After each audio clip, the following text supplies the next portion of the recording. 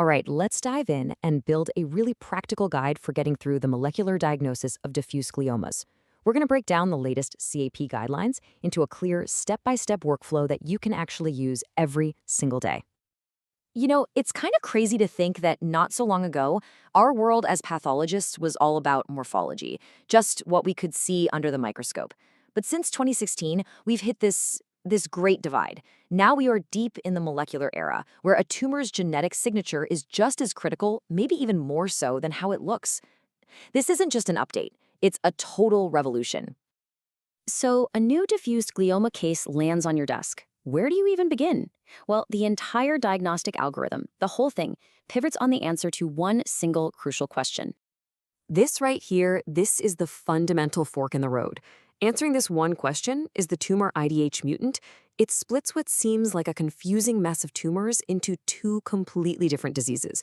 We're talking distinct genetics, different clinical courses, different treatments. Getting this right is, well, it's everything. And look, the guidelines could not be more clear on this. This is straight from Capstrong Recommendation 1. The word must is right there. It's not a suggestion, right? It's mandatory. And that's because the entire modern WHO classification is built on this one fact. Without knowing the IDH status, you just can't give a correct integrated diagnosis, period. Okay, this number, 90%, this is huge. It's the reason our workflow is what it is. It's why our very first step is almost always a simple, fast IHC stain for the IDH1 R132H mutation. This little workhorse test catches the vast majority of cases, giving us our answer quickly. But what happens if that first test comes back negative? You can't just stop there, especially in younger patients, say under 55. A negative stain means you have to reflex to sequencing. You've got to hunt for those less common IDH mutations. It's a key decision point, and now we'll see what happens once we have our answer. Let's follow that first major path. So, we're on the first major branch of our decision tree. The tumor is definitely IDH mutant. So what's next? The next critical question is all about lineage. Are we looking at an astrocytoma, or is this an oligodendroglioma?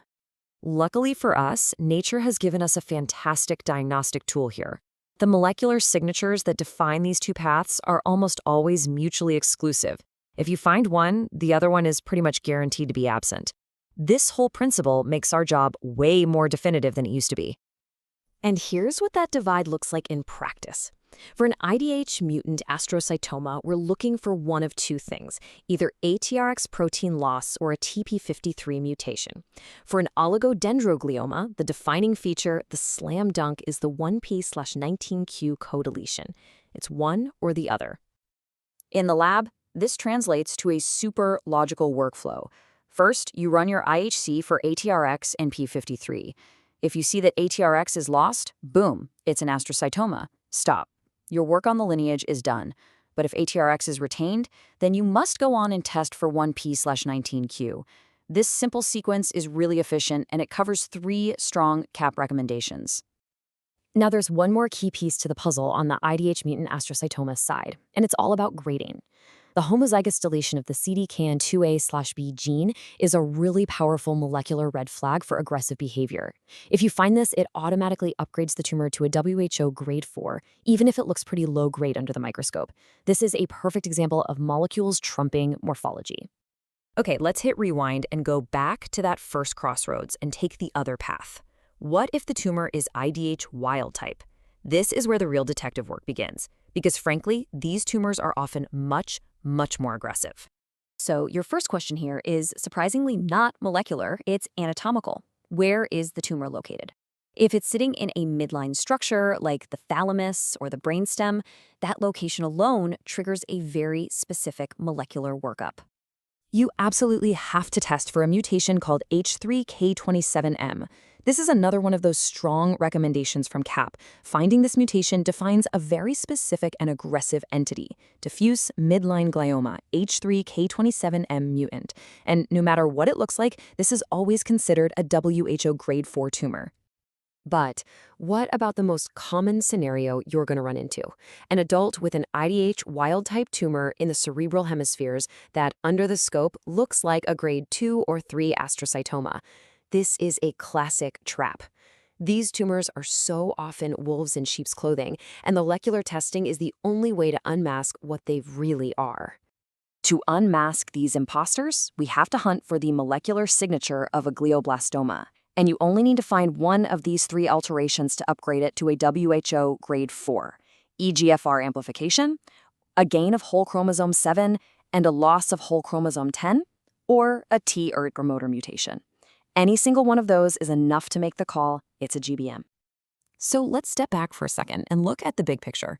We've just walked through this entire, pretty complex decision tree. What's the point of all this molecular testing? What have we really achieved?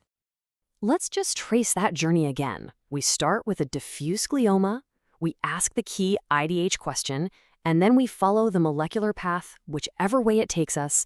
This whole process transforms a subjective, morphology-based impression into an integrated diagnosis, one that is objective, reproducible, and just packed with vital clinical information.